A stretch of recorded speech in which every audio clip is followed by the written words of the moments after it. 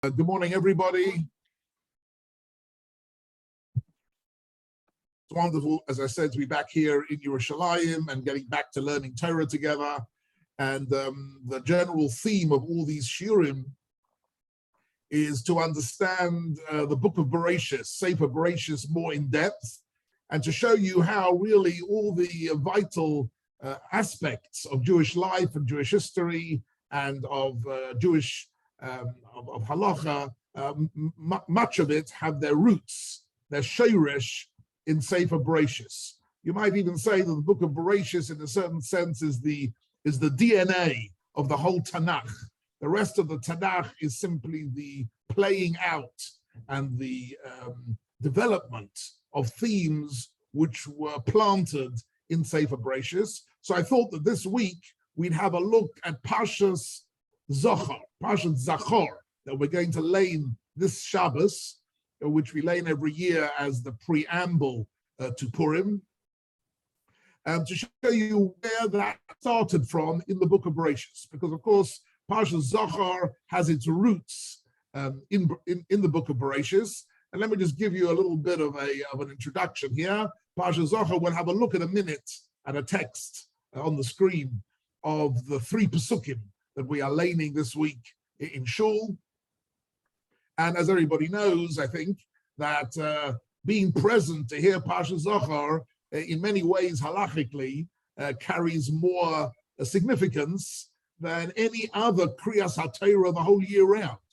In other words, there is a mitzvah midrabanan to hear Kriyas HaTorah every Shabbos. And if one can come to Shul to hear the reading of the Torah, that's a wonderful mitzvah to do every Shabbos and Yom Tov, and indeed also Mondays and Thursdays. But the mitzvah of listening to Parshas Zachor, that is a mitzvah not midrabanan, but a mitzvah min HaTorah. It's a mitzvah for everybody, as everybody knows, to participate in the hearing once a year of these psukim being read. And by reading these psukim and reflecting on it, we are in fact fulfilling one of the Taryag mitzvahs. One of the Taryag mitzvahs is Zachor Eis Asher Asa L'cha Amon, which is interesting because we have several mitzvahs in the Torah of Zachor. We have, for example, in the 10 Commandments, Zachor es Yom HaShabbos, right? We have the mitzvah of Zachor es Yom Teischom Eretz Mitzrayim. We have Zachor Eis Asher Asa Hashem LeMiriam. There are several key moments in the Torah which are flagged, one might say, by the word Zachor, meaning the implication is interesting, because the implication of the word Zachor is that we might have a tendency to forget certain things, and we need to be reminded. We might have a tendency to forget certain aspects of the history of Klal Yisrael and how we came to be the people that we are and what our destiny in this world is. And therefore, we need to fulfill a mitzvah to be reminded and remind ourselves.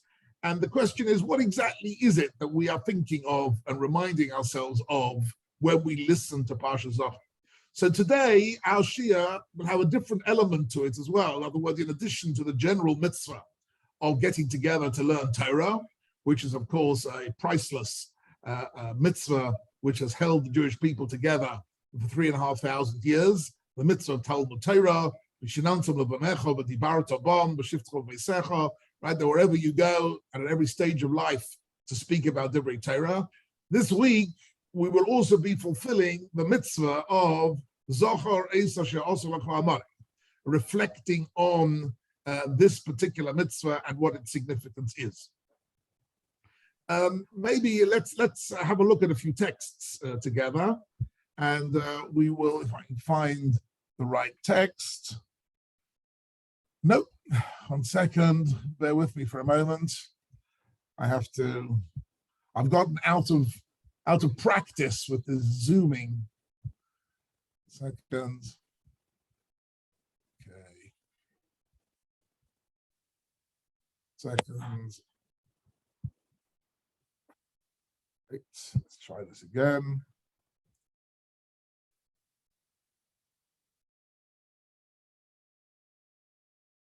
This is what happens when you don't give a share for a few weeks. You forget how the technology works. Let's see if we can get it up on the screen. Just 1 second. This is important to get it up on the screen. I think I'm probably going to have to delete some other things.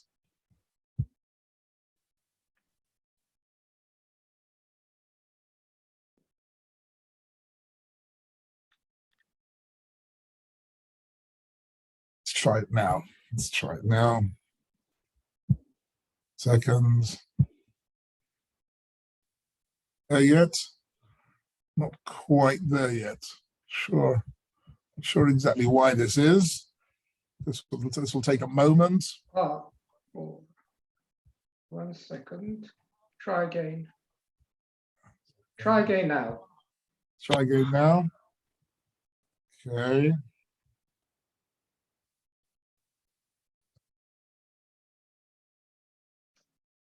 Right. I'm sure my grandchildren could do this quicker, but I don't know why this is. 5.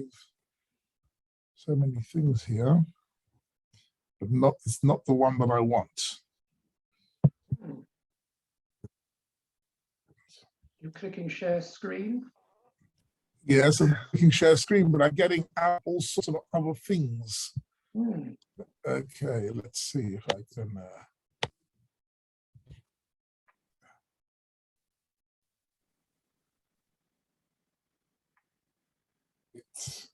Let's click again, share screen, see if we can do better this time. Share screen. Amalek. Right. Oh.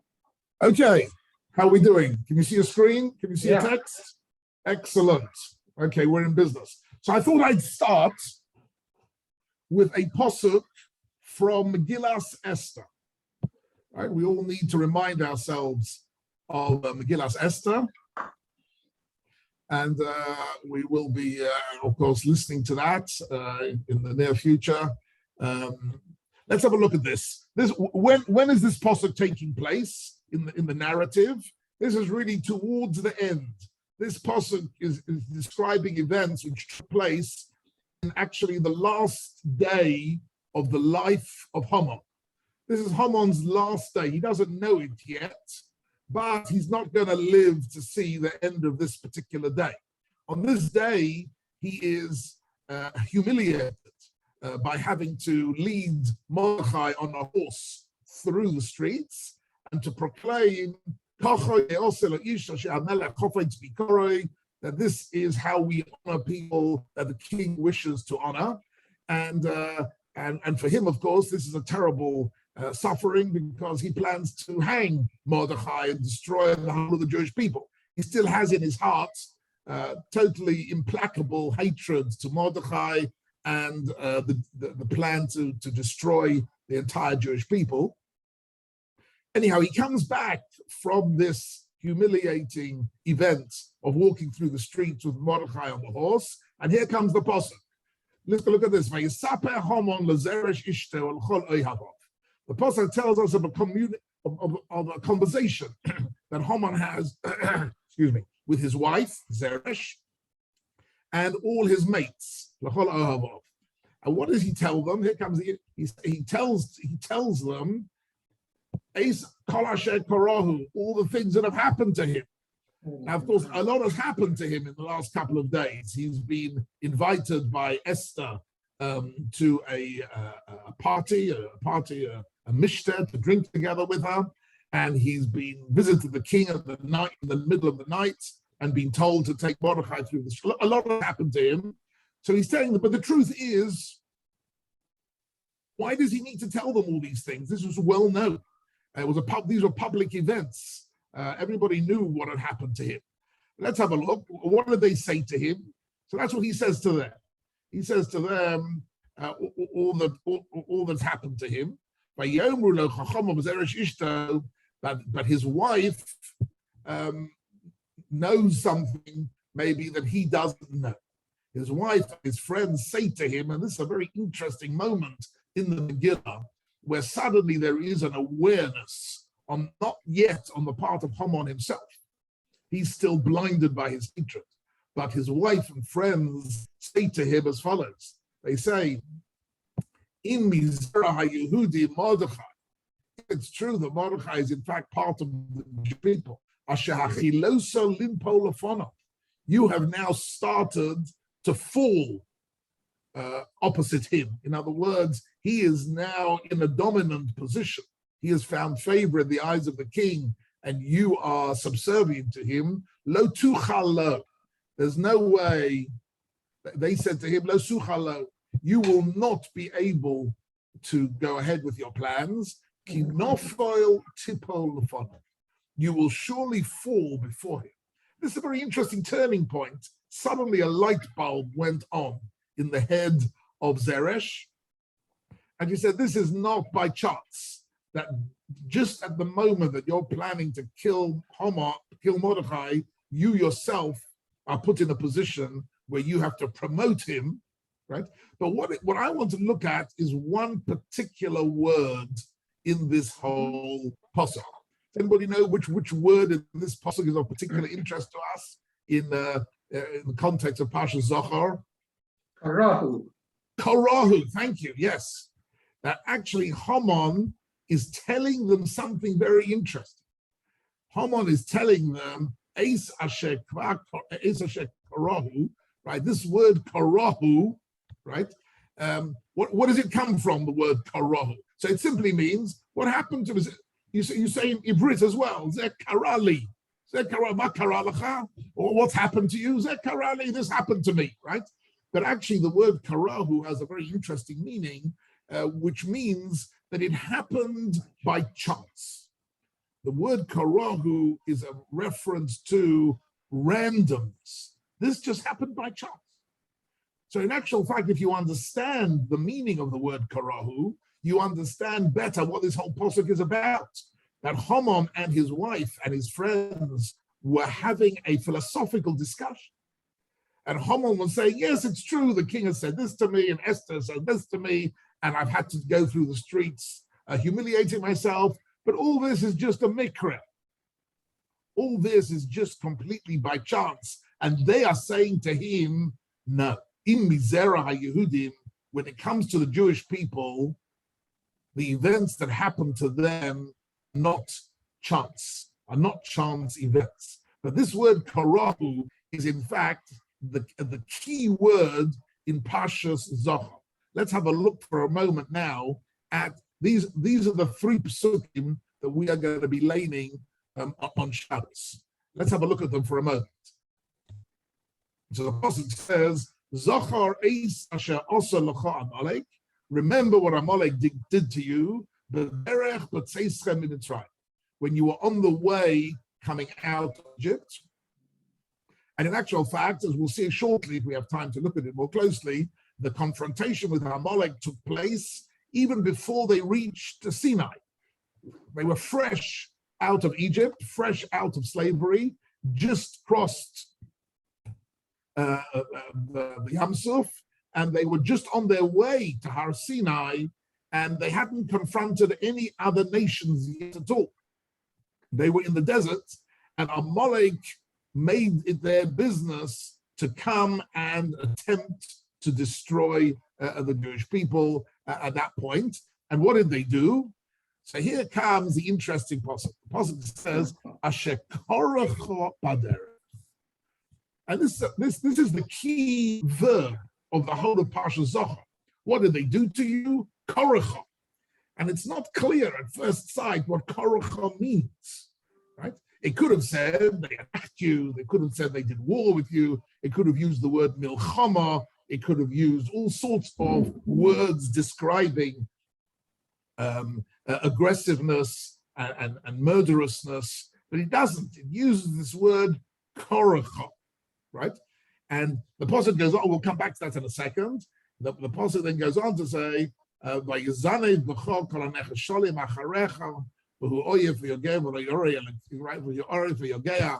they attacked the weak and the straggling. They didn't fight a war with you in the normal way that later on in the Tanakh, the Jewish people fought lots of wars against the Pelishtim, against the Edomim, against the Canaanim, The battle with other nations was done face to face, soldier to soldier, in combat.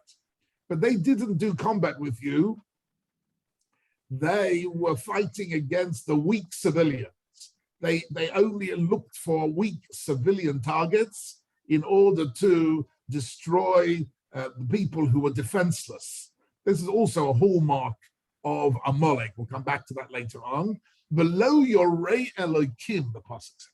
And Amalek did not have Yirat Shamayim. In other words, other nations of the world had come to a realization by seeing the 10 plagues, by seeing Kriyas Yamsuf, by seeing what the Jewish people had come through. They realized they had special divine protection. They realized, right, if you look in the Shiras Hayom, in Oz Yoshir, it says, No moigu kol yoshvei Canaan, right? That all the people in Canaan melted. Really. They were shaking in their boots because they saw clearly the hand of HaKadosh Baruch Hu. Yisro saw the hand of HaKadosh Baruch Hu. Lots of people saw the special protection that Klal Yisrael had, but these people, Amalek, were lo yorei Elokim. They couldn't see that, right? And they came and attacked us. And here comes one of the most beautiful sentences, which people often maybe don't see clearly. This pasuk is a very, very beautiful sentence. When we read Parsha Zohar, usually the emphasis is on that we have a mitzvah to remember and a mitzvah to eventually obliterate Amalek. But if we can move that aside for a moment, let's have a look at what this next pasuk says. V'haya, and it will be, says the pasuk. The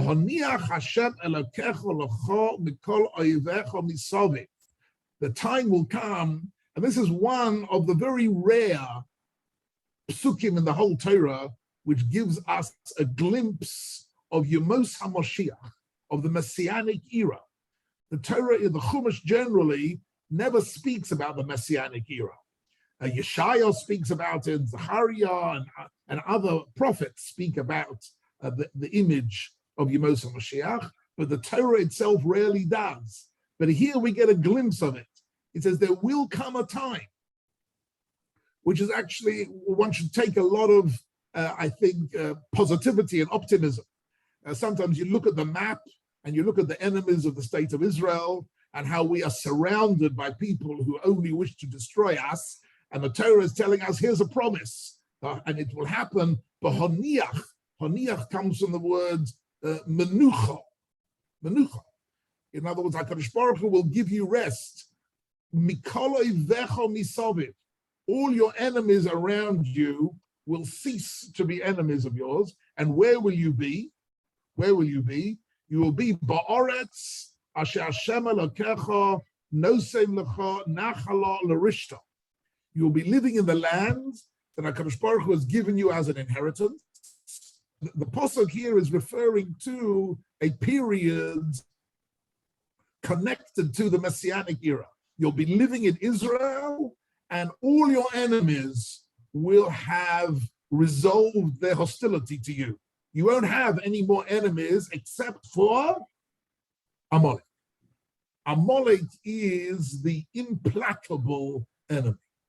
Amalek is the enemy who can't be reasoned with and can't be negotiated with and can't find a way to live at peace with the Jewish people. This is really the key to understanding the whole story of Amalek. In other words, the Torah says there will come a time when all the nations, right, the Syrians and the Iraqis and the Jordanians and the Egyptians and the Russians, whoever it is, all the nations of the world who express hostility to the Jewish people will have resolved their hostility. There will be menucha from all mikol oivecha misaviv. All the nations of the world will have found peace with you, but there will still be the Amalek element. And then what will you need to do? You will need to do something where the pasuk says, Timche ezecha Amalek mitachas hashamayim. You will then need to do a final battle to get rid of Amalek. Lo tishka, don't forget that. So what are we really being asked not to forget. We're being asked not to forget that there is, maybe I'd like to just talk about this for a moment without the text. This is actually a very fascinating subject. I've done one or two shiurim in the past about some of the writings and the thoughts of my late good friend, Rabbi Jonathan Sachs, Zechron Lebracha, who we all miss very much, and was indeed an inspiration to many hundreds of thousands of people worldwide. So he would often speak when he would refer to Amalek, to the theme of Amalek. He would refer to, he had a speciality in picking out books that were written sort of in the English-speaking world, which connected to key themes in the Torah. So he would say, what you need to read is a book by Lee Harris. Anybody heard of the writer Lee Harris? Lee Harris wrote 2 books after 9/11, when the world was just in shock of the Twin Towers being destroyed the way it was destroyed. And this writer, philosopher, Lee Harris, one of them is called Civilization and Its Enemies, right? And what he writes there is that the Western world has had a couple of hundred years of liberty and enlightenment and human rights and the whole, if you like, modernity, the mindset of modernity. We have forgotten that there are people in this world who are determined to destroy, who are determined to do evil, and they are not, you can't reason with them. Right? And he speaks about the suicide of reason. Lee Harris speaks about the suicide of reason, and he says the Western world is guilty of one thing. He said, and that is forgetfulness. That's why Jonathan Sachs was particularly interested in it. He said, Pasha Zohar, in order to understand what the Torah wants to tell us in Pasha Zohar, you have to read Lee Harris's book, Civilization and Its Enemies, and see what he says about forgetfulness, that you can forget that there can be an enemy with whom you can't reason, with whom there is no appeasement. It's either he'll kill you or you'll kill him. That is the Amalek principle. Now, 90% of the enemies are people with whom all the enemies around you, we can find a way to live together. We can find, that's something that doesn't look like that, but we can find a way to live together with them. But there is the Amalek element. And the Amalek element is, now, in the ancient times, in the beginning and the early biblical times, there was a nation called Amalek. But the Gemara tells us that already in the Bayis Rishon, already in the Torah, already in the time of the first temple, the Gemara says, Bo Sancheriv ubilbel ha'umos, that Sancheriv, the king of Assyria, of Ashur, he came and he moved all the nations around. Therefore, the Gemara says, we can never know anymore who, if you like, from a genetic point of view, from a genealogical point of view, who is a Mitzri, who is an Edomi, who is an Amaleki. We can't identify anybody with any certainty as being descendant of ancient nations. And therefore nowadays, and already for a couple of thousand years, maybe 2,500 years, the Gemara says, we can't know anymore. We can't point at any individual and say, we know that he is genealogically part of Amalek. So since then, Amalek is no longer a if you like, a genetic concept, but it is a behavioral pattern. The behavioral pattern of Amalek is that they represent destruction and evil and enmity, which has no reason behind it. It's not something you can reason with and negotiate with and come to a compromise with, because it is hatred for the sake of hatred. It is pure, implacable hatred. Now, the human nature is to try and be in denial, to try to say, no, there are no such people. There are no such people. really we can negotiate with everybody is at heart a good person, and we can find a way to resolve the hostilities. That is human nature, and particularly the last couple of hundred years, as a result of the Enlightenment and human rights, and everybody's a good person. We just need to find a way to, if we can help them out and show them that it's in their interests not to fight us, then we can come to peace. Now that's true about 90% of people, but there is the 10% of people, I just say 10% as a number, I'm not saying specifically 10%, there is a portion of mankind who are afflicted with the Harmonic Virus. And the Harmonic Virus is an implacable enemy whose hatred is unreasonable and which hatred can never be appeased.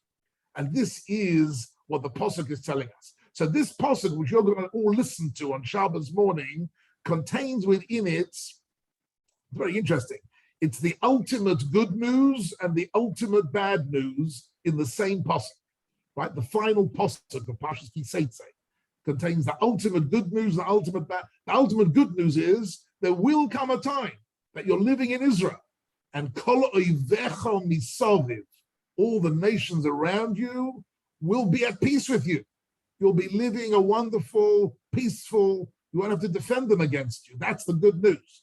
The bad news is there will still be an Amalek element against whom you will need to fight and you will need to destroy them. Kimche, because it's either they will destroy you or you will destroy them. There is no possibility of any negotiated peace settlement. And of course, the big difficulty for all leaders of the Jewish people and of the state of Israel in every decade is to decide who are the people you can negotiate with and who are the people you can't. Nobody turns up at a table with the name Amalek written on their forehead or written on their passport, right? The art of Jewish leadership is to know when you're dealing with Amalek, you have to be as implacable a fighter as they are implacable enemies. You have to find a way to show them that there is no way that they're going to be able to destroy us, because we will destroy them with the same determination as they want to destroy us. But that us and them element, right, is not true about all of the nations of the world, not at all. On the contrary, Amalek is the exception to the rule. Most of the enemies of the Jewish people can find a way to talk to them, to negotiate with them, to show them that it's in their interest that we can live together peacefully. And that is the Messianic vision, right? But in the Messianic vision, there is the issue of Amalek. Okay, let's go back now to the Pasuk and have a look at the word Asher Koracha Baderech. Does anybody have any offers on the word Koracha, what it could possibly mean? Kuf, Reish, final Chaf. Now the Pasuk is saying that what Amalek did to you was Koracha. Anybody got any offers on that? Mikra. Yes, so the first one is that Koracha comes from the word Mikre, which means chance. Okay, so what really then is the meaning of the word Asher Koracha Baderech? What does it mean? Because it doesn't mean they chanced upon you in the way, on the way. They didn't chance upon you. They specially made a journey to do battle with the Jewish people. But Mikre Surprised them? They surprised them. They surprised them. Okay, it could mean that, but I think here it means something much deeper than that. It means that the goal of Amalek is to try and convince everybody that the events in this world are all random, are all chance. There is no hashgacha. In other words, Amalek is a spiritual enemy of the Jewish people, in addition to being a physical enemy, is a spiritual enemy whose goal is to convince us that we're living in a random world. We're living in a world where what happens is not from HaKadosh Baruch Hu, but just happened by chance, right? And this is, if you like, the militant atheism that we have seen in the world around us as well. I think I mentioned to you before, if you remember, quite a few years ago, there was a book that came out, Richard Dawkins. Anybody remember Richard Dawkins? Ring a bell with anybody? Yes? Shirley remembers Richard Dawkins. Richard Dawkins, a Cambridge scientist, right, who made it his life's mission to be a militant atheist. And he wrote a book, and remember his book? He wrote a book called The God Delusion. That was the name of his book. The God Delusion, and it sold tens of millions around the world. Right? And the God Delusion is the argument of a militant atheist. And in the introduction to the book he writes, I took my breath away when I read it. I had to read the book. Just by the way, part of my job as a rabbi nowadays is to read a lot of apikorsis. I could have done a PhD called a PhD in if they would have had a PhD in apikorsis, I could have done a PhD in apikorsis, because I've got to read all the rubbish that is being read, because lots of people read it and you have to know how to respond to it. So I had to read The God Delusion. I remember discussing it with Rabbi Sachs at some length. Rabbi Sachs, incidentally, had a televised debate with Richard Dawkins. Mm-hmm. You can find it on YouTube. It's quite entertaining, where he really pounded Richard Dawkins in a very English way, in the nicest way possible. You understand what I mean? With a lot of politeness and a lot of goodwill, but there was a very interesting face-to-face debate he had about this book, The God Delusion. So he wrote in the introduction to the book, my goal is that if anybody who believes in God picks up this book, hopefully my goal is that by the time you finish this book, you will no longer have a belief in God. That's my goal in writing this book. That's what he wrote. Can you imagine the chutzpah of it, the brazenness of this man? And the book contains so many misunderstandings and intentional misrepresentations about belief in God and what it means to live a life of emunah. And he sets up the concept of emunah in such a way to ridicule it and make fun of it and to rubbish it. And it's just a horrendous, but when you read it, you feel asher koracho baderech, right? That this is somebody whose goal is to teach mankind that everything in life is random, right? The fact that mankind exists at all is simply a random combination of molecules that came together in the cosmos quite by chance, without any intention, there's nothing special about the human being, right? Anybody who's read also another person who writes like this is the author of this Homo Deus. Anyone seen this book? Yes. What's the name of the fellow again? Harari. A fellow called Noah Harari, who is a famous Israeli academic who wrote a few books that sold in the tens of millions around the world. And the message of the book is that mankind is really nothing special at all. We're just a chance collection of atoms and molecules that have come together in the cosmos and just happen to emerge. There is nothing special about the human being. There is no consciousness, there's no neshama, there's nothing spiritual, there's no morality. We're all just living a life of randomness. The main reason why Torah is against the evolutionary theories is because of the randomness of evolution. That's the problem, right? That it's all just by chance. That thesis, that everything is just by chance, that is asher koracho baderech.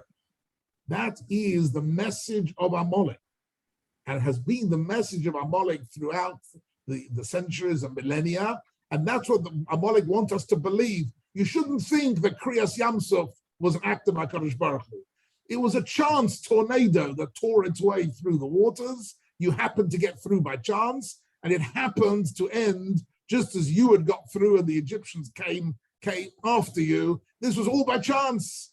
Don't think for a minute that there is hashgacha in this world. This is the Torah of Amalek. And that's what it means, Asher koracha baderech. And this is really what Haman is saying in that pasuk we learned before. He was telling his wife and friends, Eis Asher korahu, that everything that happened to him was just random, was just by chance. And if it's just by chance, there is no hashgacha, there's no divine plan, no divine destiny, no divine protection of the Jewish people, and therefore we can plan the genocide of the Jewish people without any fear. So we have here, that is the first pshat in As Asher Korahu. And has anybody got any other interpretations of the word Korahu, any other Hebrew connections to the word Asher Koracha Baderech? Any other offers? Cold. Cool. Cold. Yes. Cold, exactly right. It comes from the word kar v'choy, hot and cold. Asher Koracha Baderech. So Chazal say that their goal was to cool you down spiritually. In other words, the Jewish people had seen the Yad Hashem at Kriyas Yamsuf by Yaminu B'Hashem of Moshe Avdo, and they were passionately connected to their emunah and to what Moshe Rabbeinu was teaching them. And the goal of Amalek is to turn down the passion, to turn down the heat and the motivation, and to make you cold, to cool down any enthusiasm that you have for the spiritual message of the Torah. That enthusiasm, which is so vital, right, to the Jewish people. We've discussed in the past, I think, that this was one of the issues which the Hasidim and the Misnagdim were fighting about. One of the main accusations the Hasidim had against the Misnagdim was that they were practicing a Judaism that was cold, that was without passion, and without the warmth of human, if you like, human emotion and human passion. That was one of the big accusations that the Hasidim had against the Misnagdim. And even though I come from a long line of Misnagdim, and my ancestors and my teachers were all Misnagdim, I can't help feeling that they had a point, that actually the Hasidim had a point. That was one, I think that was one of the most legitimate, if you like, critiques of the non-Hasidic world, is that it's cold, that in a sense it doesn't have the warmth that the Hasidim have. And so the Hasidim had more singing and dancing, and maybe it was lubricated by a little bit of vodka occasionally, but it was all in order to generate a bit more warmth, a bit more passion and enthusiasm for Torah and mitzvahs. And I think in the modern world, most educators have come to the conclusion that in order to be successful in education, they have to engage in a warmer approach to teaching Torah. The warmth of even the connection between the Chassid and the Rebbe was a warm connection. The Rebbe cared about him. He advised him and empathized with him and wanted to spend time with him, and not just time learning. The Rebbe wanted the Hasidim to come for a fabreng. What is it, a good translation of a fabreng? A fabreng is a sort of a get-together, just to get together, to party together, to drink together, to sing together, to dance together, just to be together, to enjoy life together, to fabreng together. Fabreng together didn't necessarily mean to learn Torah. Right? The Hasidic Rebbe rarely learned Torah with his Hasidim. Occasionally he would say a short vort, but his main goal wasn't that. His main goal was to give them warmth and passion and love. Right? And this is a crucial element in all our educational systems and our relationships to other people. And it's something which the Litvakers have learned from the Hasidim over the last 200 years, that even in the Litvische traditions, there is more singing, there is more dancing, and there is more warmth between teachers and students, sometimes. Still not always, must be honest with you. I remember being very disappointed. One of my sons was in a particular yeshiva, Litvische yeshiva, for a couple of years, and he was an exceptionally good Talmud in the yeshiva, and he was really strikingly successful and a young up-and-coming Talmud Chacham. And when it was time to leave the yeshiva and to move on, I said to him, you must go to your Rosh Yeshiva and say goodbye to him. You know, you've been learning in his shir, and you've known him for a couple of years. So he said, no, it's not necessary. So I said, what do you mean it's not necessary? So my son said to me, he doesn't know who I am. He's never invited me to his house. We've never had a personal conversation ever in 2 years. We've never had one personal conversation. He's never said anything personal to me at all. I don't know him. He doesn't know me. I've come, I've sat in his shir, I've learned his Torah, which I've enjoyed very much, and it's helped me a lot in terms of learning Gemara and everything. But there's no need for me to go and say, he'd be amazed if I went and said goodbye to him. He wouldn't know what I'm doing if I came to say goodbye to him, because we don't have a relationship.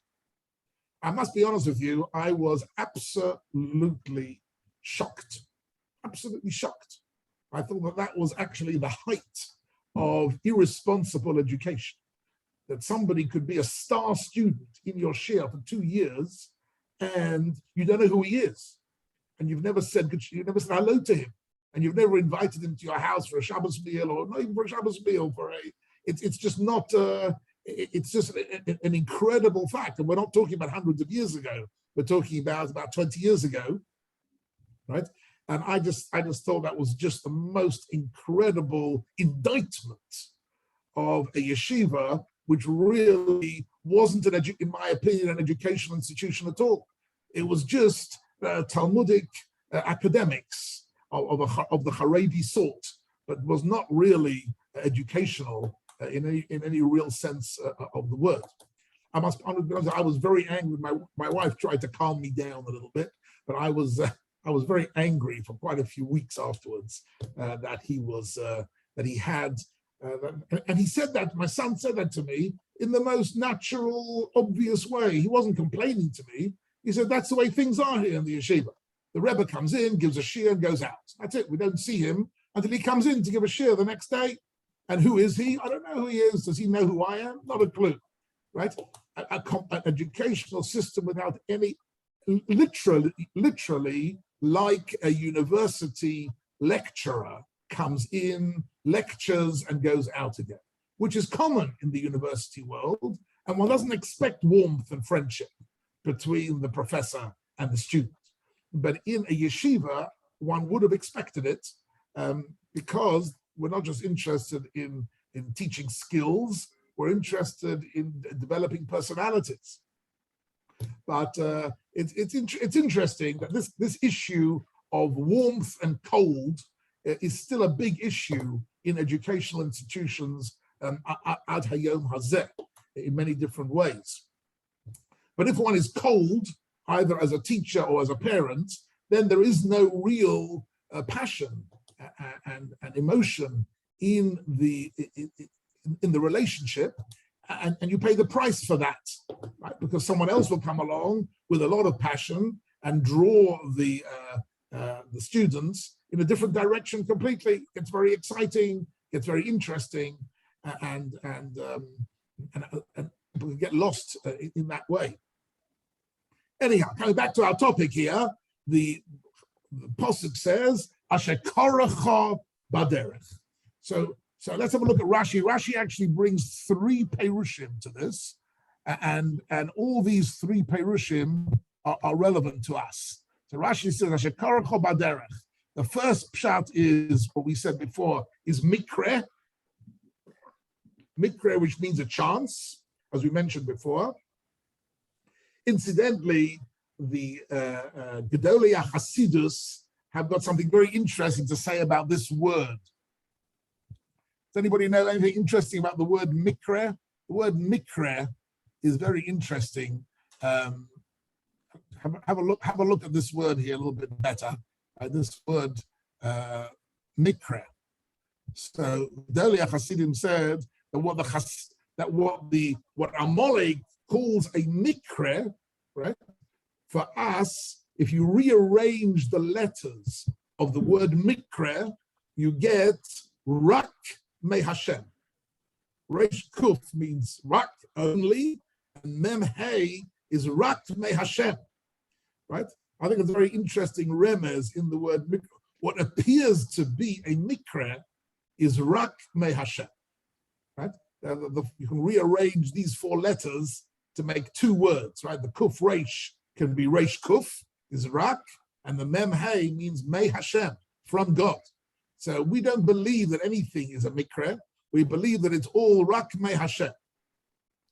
And incidentally, there's an interesting connection this year between Parshas Zohar and Parshas Vayikra, because Parshas Vayikra, which is this week's Parsha, begins with the word Vayikra with a little aleph. And I'm sure you're going to hear lots of Divrei Torah about the little aleph. And why is there a little aleph?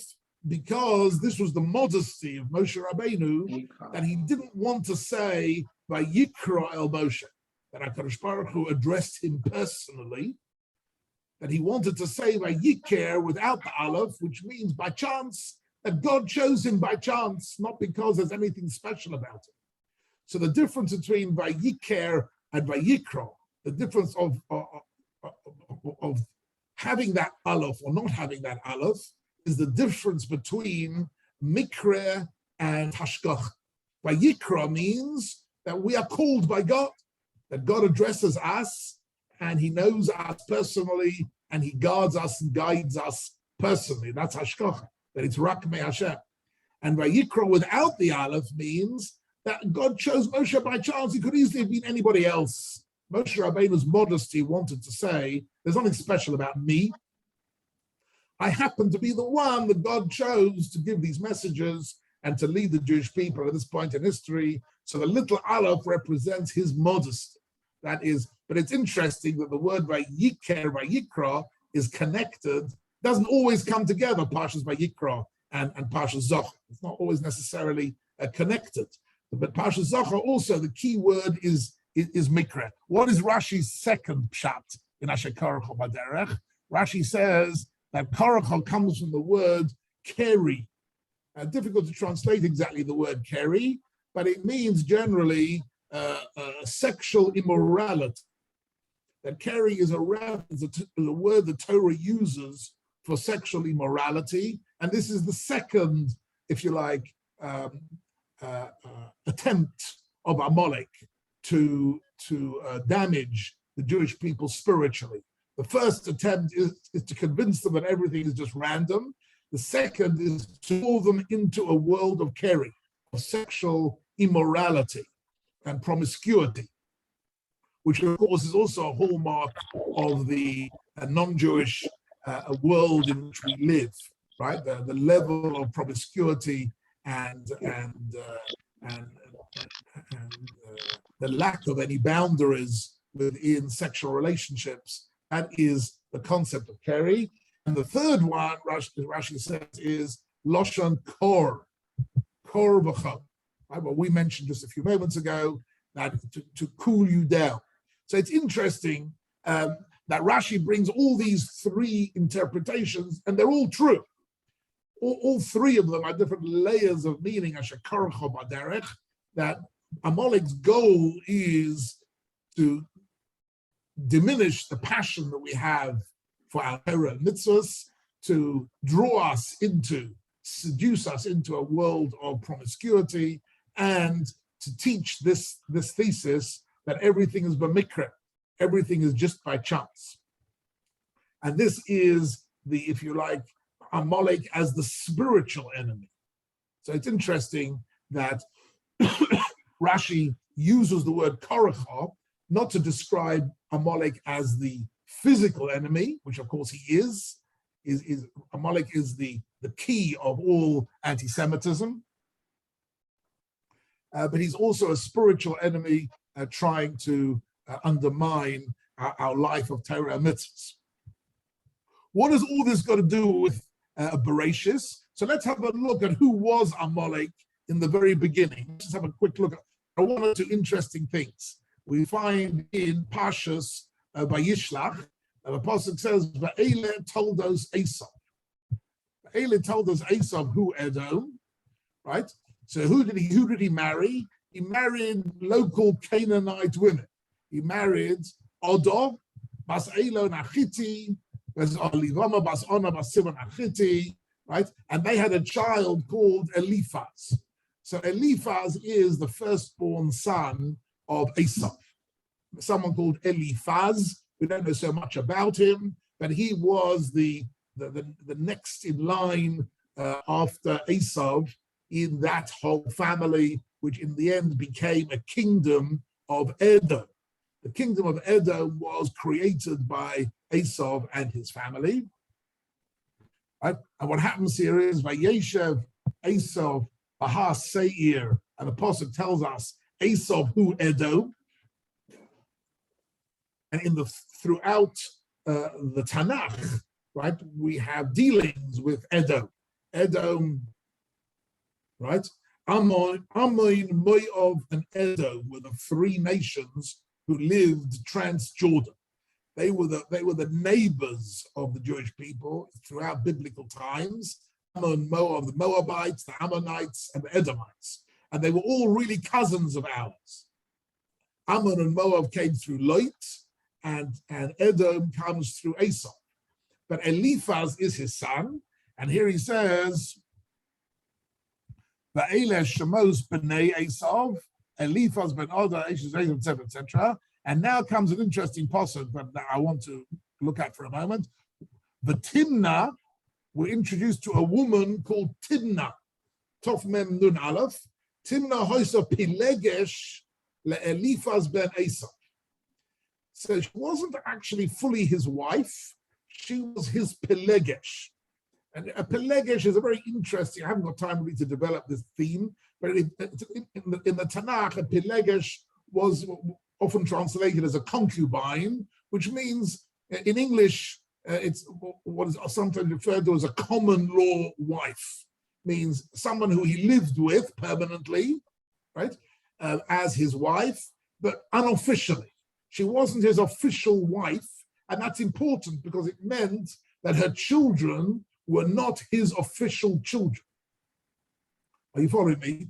The children from a concubine didn't inherit from the father. She wasn't an official wife, she was a concubine, and so Timnah was a pilegesh for Eliphaz, but tailored Eliphaz as Amalek. So Amalek is a person who is born as the grandson of Esau. The grandson of Esau is Amalek, and what happens is he's a grandson, but he is in a sense not a type of an illegitimate grandson. He isn't a natural heir to the tradition of Esau, because at the end of the day, even though Esau himself had hostility towards Yaakov and hated Yaakov, nevertheless, Esau was still regarded himself as a brother. And Esau and Edom, there was a possibility of finding peace with Edom. But Amalek is something else completely. Somehow, Amalek represented all the pure hatred of Esau to Yaakov without any of the brotherhood. There was no brotherhood because his mother was a Pilegesh. There's an interesting story I haven't really got time to develop about this Pilegesh. Let's have a look here in Rashi for a minute. So Rashi brings down the following medrash. Let's look at this just for a minute. Rashi says, "The Timna hoiso Pilegesh lahodia geduloso shel Avraham." There's a hidden message here about how Avraham was perceived, the prestige of Avraham. Kama hoyu ta'evim l'dabek b'zara. How some people were really excited about finding a way l'dabek b'zara, to join the family of Avraham. Timna zu bas alufim hoisa. We find Timna mentioned as a princess. Shenema va'achos Lotan Timna. That Lotan's sister was Timna, and Lotan was a prince, and therefore she was a prince. Lotan me alufa yoshvei seir haya min achorim sheyoshav bo b'ifnim, the previous inhabitants of Seir. Omra, she said, this is the Medrash, Eini zocher lihinose lecha. I can't marry you. Meaning, what is it? Who is you? You is a real descendant of Avraham Avinu, right? I can't marry you. You won't accept me to marry you. Halavai ve'eyeh pilegesh. Even though I'm a princess, and it's not my prestige and honor to be a concubine of Eliphaz, but since Eliphaz is a grandson of Esau, a great-great-grandson of Avraham Avinu, I want to be connected. So in actual fact, funnily enough, she wants to be part of Avraham's family, but she feels rejected. She was rejected. She wasn't able to become properly part of Avraham's family. So she decided that she would be willing to be a concubine of Eliphaz. What is going on here in this medrash is a subject for a whole different shir. It's a very, very interesting theme. I remember my Rosh Yeshiva, Rabbi Chaim Shmulevitz, had a whole Musa drasha about this chazal, about rejecting people who want to join and you reject them. The dangers of doing so is you create an enemy for life. And here Timna, somehow, as the mother of Amalek, she manages to raise a son who is completely immersed in a hatred for the Jewish people, even though she herself had wanted to join Zerah Avram. Okay, without going too much into that, what we've got here, I just want to summarize the shir because I can see we're coming up to the end.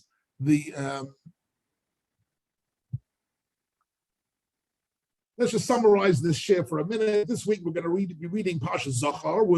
The reason for it is that the Megillas Esther and the Purim story was an instance of destroying Amalek.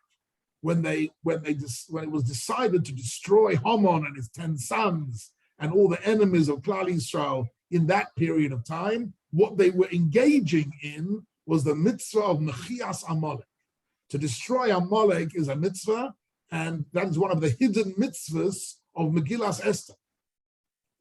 Right? It's also the theme behind it is that Haman has this hatred of the Jewish people, which is irrational.